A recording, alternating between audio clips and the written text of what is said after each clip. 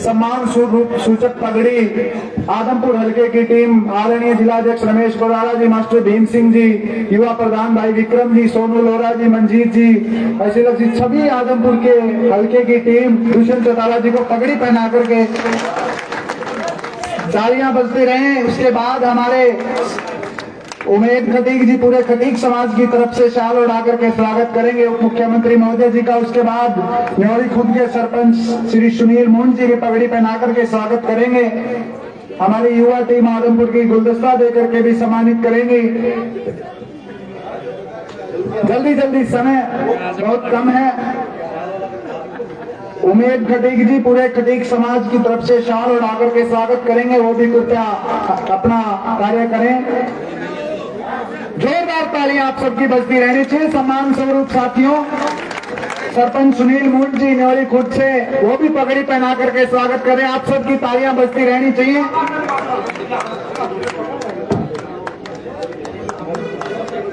सभी साथियों का बहुत बहुत धन्यवाद। साथियों, आपके इंतजार की घड़ियां समाप्त हो रही हैं। आज की हमारी सभा के मुख्य अतिथि प्रदेश के उप मुख्यमंत्री भाई दुष्यंत चौटाला जी बोले, उससे पहले जोरदार तालियां बजा करके नारे लगा करके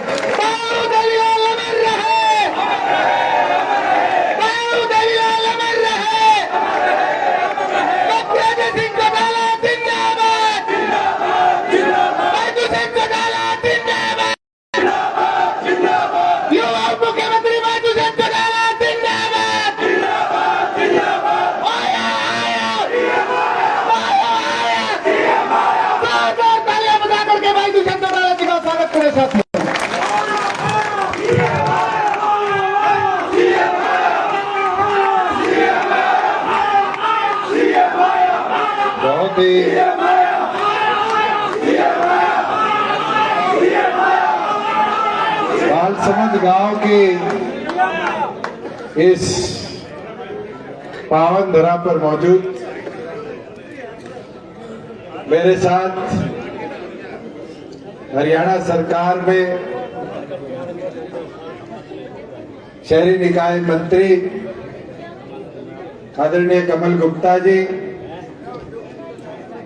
जननायक जनता पार्टी के प्रदेश के अध्यक्ष सरदार निशांत सिंह जी, आपके सुख दुख के साथी, निरंतर आपके बीच में रहने वाले चौधरी कुलदीप बिश्नोई जी, हरियाणा सरकार में मंत्री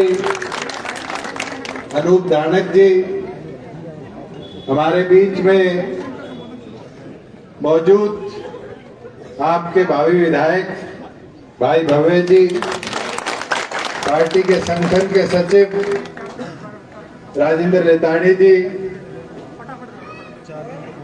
हमारे माइनॉरिटी सेल के प्रदेश अध्यक्ष भाई मोहसिन चौधरी जी, बैकवर्ड सेल के अध्यक्ष भाई कृष्ण गंगवा जी, आपके जिला के अध्यक्ष भाई रणधीर पनियार जी, रमेश गोदारा जी, मास्टर ताराचंद जी, भाई शिव कुमार जी, सिल्क जी, हमारे हल्का अध्यक्ष मास्टर भीम जी, मंच पर बैठे दोनों संगठनों के वरिष्ठ पदाधिकारीगण और बालसमंद की इस पावन धरा पर मौजूद मेरे बुजुर्गों, मेरी माताएं, बहनें, युवा साथियों, मैं तो आप सबका आभार प्रकट करता हूं कि निरंतर इस उपचुनाव को पहले दिन से लेकर आज तक गठबंधन के तौर पर आप सभी ने पूरी मेहनत के साथ संभालने का काम किया। और अब तो 72-78 घंटा बाकी है और अगले 72-78 घंटे में जीत को जो अपनो मार्जिन है भी ने कितनो बढ़ाओगा। अब ये जिम्मेवारी थारी, मेरी, अपनी सबकी है। और मैं तो एक चीज बोलूंगा, क्योंकि आदमपुर ननिहाल होने के नाते भी आप लोगों का प्यार आप लोगों का आशीर्वाद जो रहा है वो भरपूर रहा। चाहे 1972 के अंदर आज से 50 साल पहले चौधरी देवीलाल जी, चौधरी भजनलाल जी आमने सामने लड़े, मगर उस दौरान से लेकर राजनीतिक दूरियां जरूर रही, मगर आप सब ने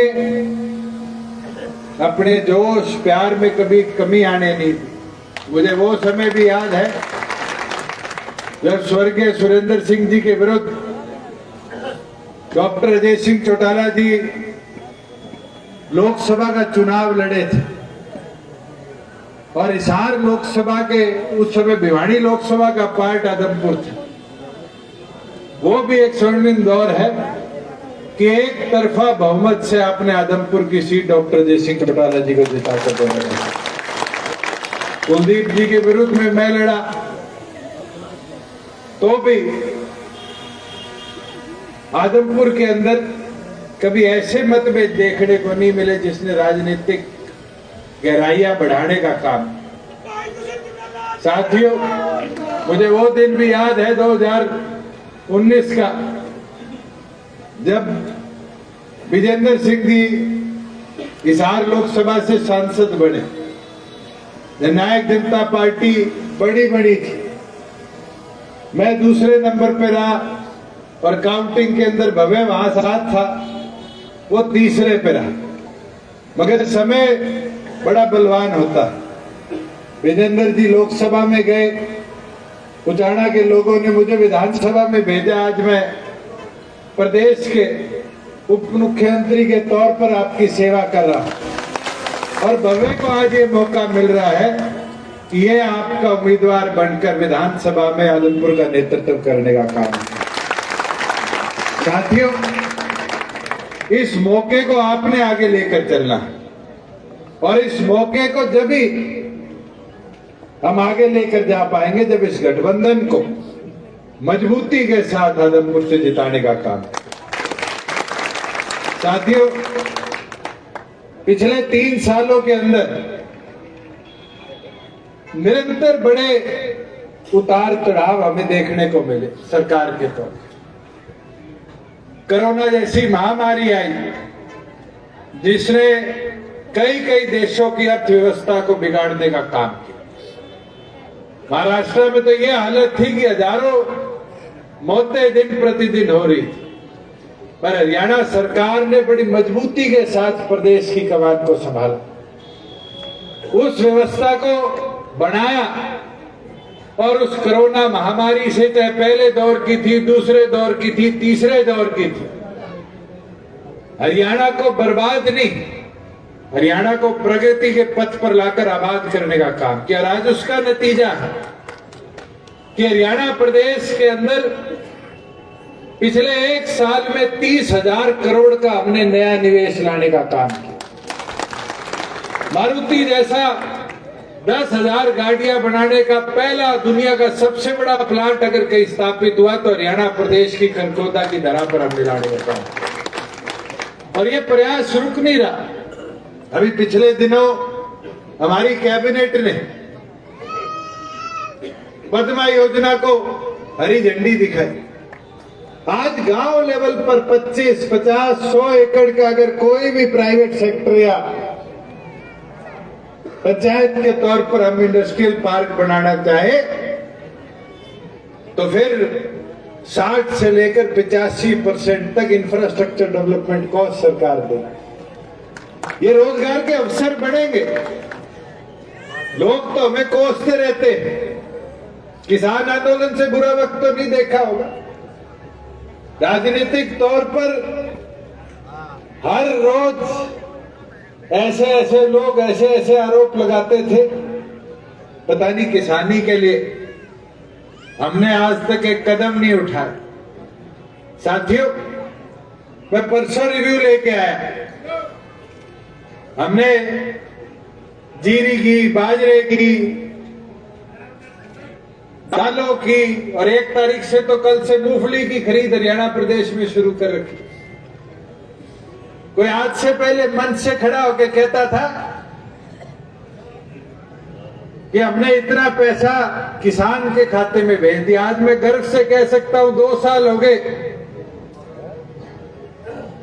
मंडियों में पीपे पीटे हमारे खिलाफ कि किसान के खाते में पैसा न दो, आड़ती खत्म हो जाएंगे।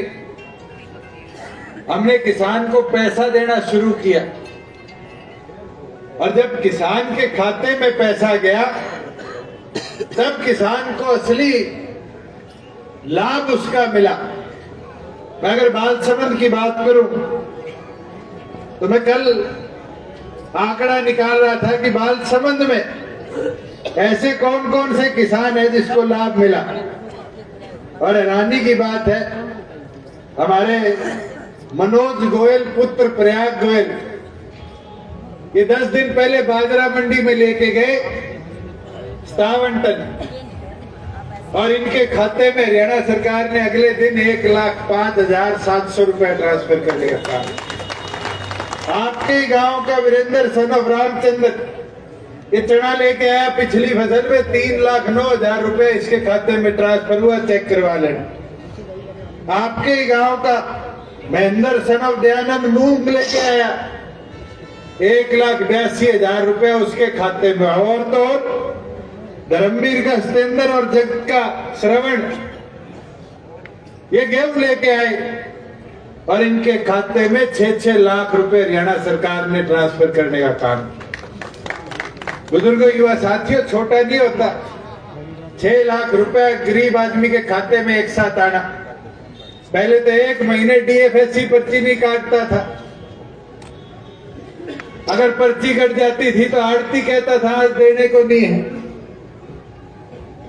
और उसको 6 लाख के बदले को 2 लाख देता था, 1.5 लाख देता था। 3-3, 4-4 चक्कर लगवा कर उसके खाते के अंदर पैसे डलवाने का काम कर। इसी तरीके से अगर फसल खराब होता था तो मुआवजे की मांग लेकर किसके पास जाओ, और बालसमंद वाले तो बहुत अच्छी तरह जानते हैं कितना लंबा धरना बालसमंद में चला, खेड़ी चौपटा चला। मेरी आपकी सरकार की सोच थी, जहां पटवारियों की कमी थी उसका नुकसान किसान को ना हो जाए, हमारी सरकार ने निर्णय लिया। और कोई बोलता हो कि हमारा मुआवजा नहीं आया, ये रहा आपके नायब तहसीलदार के खाते में 29 करोड़ और 66 लाख रुपया हरियाणा सरकार ने भेजने का काम। ये तो मजबूरी है, कोड ऑफ कंडक्ट लगा हुआ कि किसान के खाते में आज पैसा नहीं भेजा जाता। और ये तो 6 तारीख की बात है, 7 तारीख को आपके खाते में पूरा पैसा भी हम भिजवाने का काम करेंगे। साथियों, आज विकास की बात करें, आदमपुर के चारों ओर बड़ी समस्या रहती थी कि अगर दड़ोली रोड जाओ तो फाटक बंद, अगर मंडी में से निकलो तो फाटक बंद, बाड़ा रोड जाओ तो फाटक बंद। आज भादरा रोड पर पुल कंप्लीट है। आज मंडी से दड़ोली वाला पुल निर्माणाधीन है और जो मंडी के अंदर अंडरपास बनना है वो जैसे दोनों की फंक्शनिंग शुरू होगी उसकी भी शुरुआत हम कर देंगे। आज 4 रेलवे फ्लाईओवर आपके यहाँ बन रहे हैं। लगभग 100 करोड़ की सड़कों का निर्माण हो गया और 100 करोड़ का आने वाले समय में टेंडर्ड है सड़कों का निर्माण और हम आदमपुर के अंदर कराने का काम। ये तो परिस्थितियां ऐसी रही कि कोरोना की वजह से काम की गति में धराव आया। मगर साथियों, आज आपके हाथ में समय है, ये मौका है, सरकार में हिस्सेदारी डालो, इस गठबंधन को ताकत दो, 57 का ढावर बनाने का काम करो। और मुमकिन जब ही होगा जब आगामी 3 तारीख को कमल का बटन दबाकर जेजेपी बीजेपी के गठबंधन के उम्मीदवार को जिताने का काम करो। साथियों, मैं एक चीज जरूर बोलना चाहूंगा। आज आप सबने मिलकर ये निर्णय करना है। मैं देख रहा हूं बहुत से लोग यहाँ आ रहे हैं प्रचार में, इसको जिता दो, उसको जिता दो,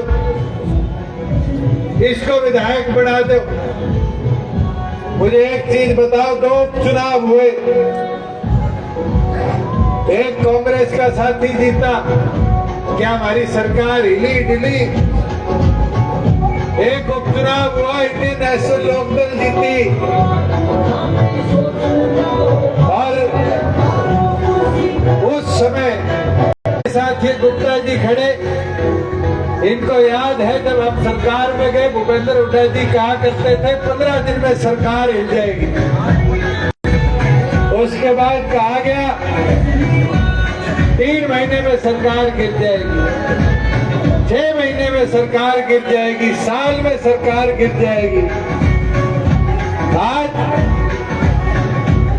आज उस चीज को 3 साल पूरे हो गए, और 3 साल के अंदर एक ही सोच से हमने काम आगे बढ़ाया, और वो सोच थी कि हरियाणा को प्रगति के पथ पर कैसे लाया जाए। मुझे याद है जब रमेश गोदारा जी आपके उम्मीदवार थे और चुनाव में मुझे आने का मौका मिला, मैं एक बात कहा करता था कि 75% युवाओं के लिए आरक्षण हरियाणा के रोजगार में लाने का काम करेगा।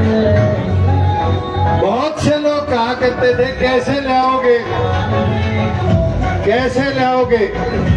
मुझे वो दिन याद है जब राजेंद्र रिताणी जी, निशांत सिंह जी कहा करते थे कि चौधरी देवीलाल जब पेंशन की बात करते हैं तो बंसीलाल जी कहा करते हैं मैं तो वकील हूँ, पेंशन तो मैं बांध देता अगर ऐसे बंधती होती।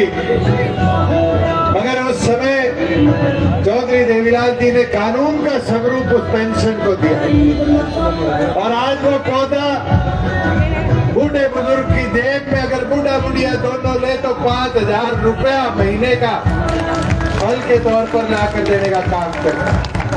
साथियों, 75% भी ऐसा पौधा है, ये प्राइवेट इंडस्ट्री वाले घबरा कर कह देते हैं कि क्या होगा, हम सुप्रीम कोर्ट से स्टे विकेट कर ले, और आज हाई कोर्ट के आदेश का इंतजार कर रहे हैं।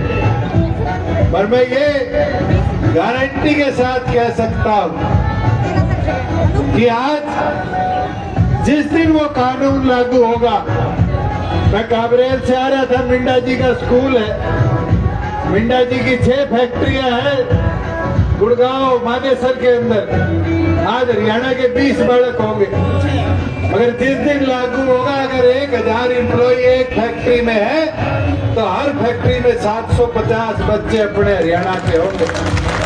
फिर तो मिंडा जी को भी यहाँ ट्रेनिंग स्कूल खोलना पड़ेगा बालकों की तैयारी के लिए, और यहाँ से युवाओं को तैयार कर अपने साथ ले जाना पड़ेगा। साथियों, एक चीज आपको बताता हूँ कि आज फैसलों को हकीकत बनाने के लिए हिम्मत लगती है, और हमने अलग अलग कदम उठाने का काम किया। मुझे याद है महिलाओं के लिए 50% आरक्षण की बात नैना चौटाला जी कहा करती थी, तो बहुत से मीडिया के साथी बैठे, सर्वेश बैठा है, देशवाल जी बैठे, इधर दीपक खड़ा है, ये पूछते थे कैसे लाओगे। और आज मैं पूछता हूँ, पंचायती राज चुनाव की कल पोलिंग हुई, क्या जिला परिषद में 50% औरतें उम्मीदवार थी?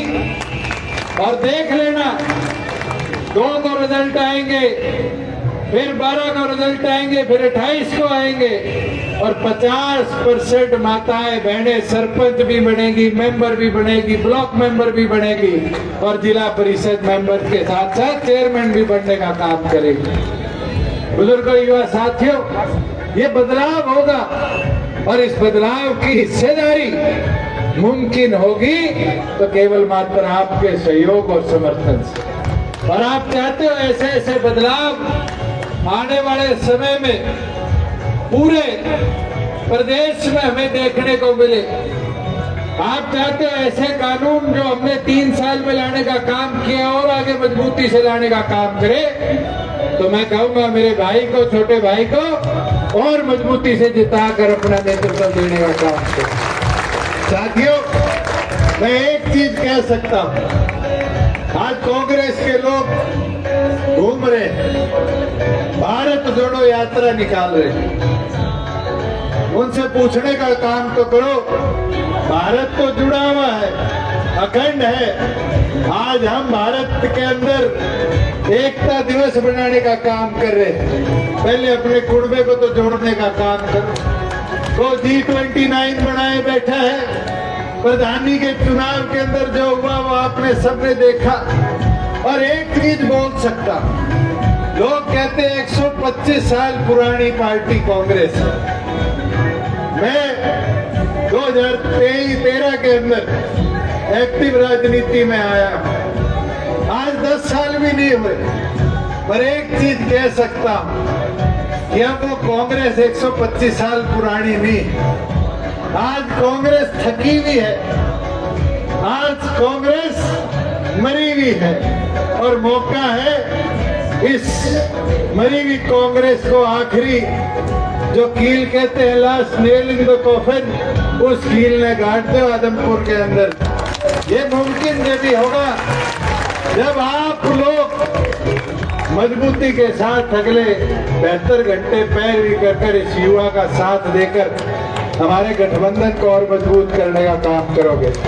मैं तो पूर्ण एक ही चीज आपको कहना चाहूंगा कि इस गठबंधन धर्म को और मजबूती से आगे बढ़ाने का काम करें। भाई लड़ाई 2 की है, तीसरा, चौथा, पांचवा तो सारे 5-7 हजार टोटल में ही रह लेंगे, उनकी तरफ ध्यान मत दो।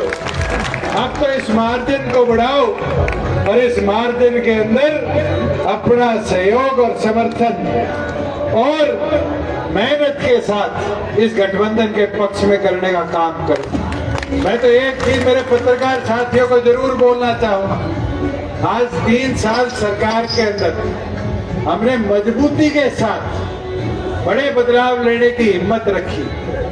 बहुत क्रिटिसिज्म हुआ, मगर गुप्ता जी मेरे को बारी बारी धन्यवाद करते हैं जब मैं कोई एविएशन की बात करता हूं। मैं एक चीज बोल सकता हूं, हिंदुस्तान का सबसे बड़ा एविएशन हब कोई बनेगा तो हमारे हिसार की पावन धरा पर हम बनाने का काम करेंगे। और तो और वहां से IRB की 3rd बटालियन रिलोकेट कर रही है।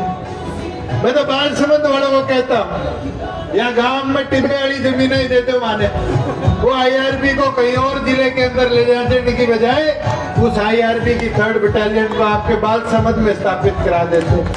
ये ले अवसर दो और लिया कर दोगा तो कराने का काम करूंगा। एक चीज याद करा देता हूं, मैं सांसद था, CM साहब उस समय अनाउंस करके कि यहाँ गर्ल्स कॉलेज बना जाएगा। गर्ल्स कॉलेज के लिए बड़ी दिक्कतें आ रही थी, कई लोग थे जो प्रयास कर रहे थे कि उस स्थान पर पंचायत की जमीन पर गर्ल्स कॉलेज ना बने।